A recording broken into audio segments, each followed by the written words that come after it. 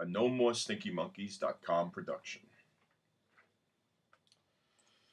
We thought it was hard to hear interesting new music in New York City back in the 80s, but we practically had a smorgasbord by comparison to today. Still, it was hard with New York radio confined to classic rock or top 40 pop music, so it was a real treat to listen to WNEW Scott Muni or do Things from England on Friday afternoons and hear all the great new sounds that are coming out of London radio like The Cure and Sade. And Sunday mornings, K-Rock had Idiot's Delight with Vin Scelza. Vin would play whatever he damn well wanted to, in the tradition of early 70s rock DJs. He could play 8 songs in a row from the Ramones, or a rare track from a well-known performer like Bruce Springsteen with Meeting Across the River.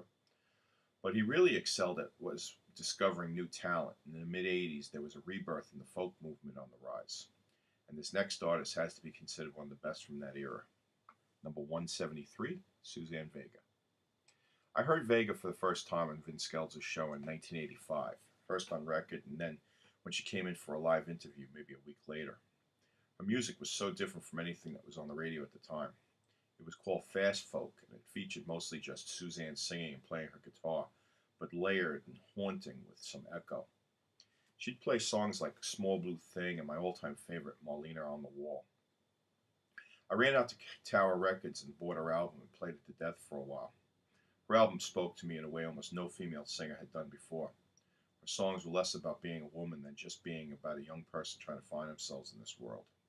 She was 25, I was 19, so the generational connection was close.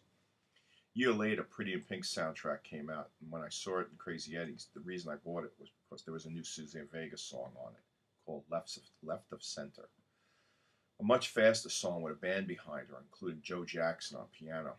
Then another year later, she released her second album, Solitude Standing, with the biggest hit of her career, Luca, a song about child abuse from the child's point of view. The song was a hit all around the world. The album also contained an a cappella song called Tom's Diner. 3 years later, a production duo named DNA made a big hit out of it as a dance song.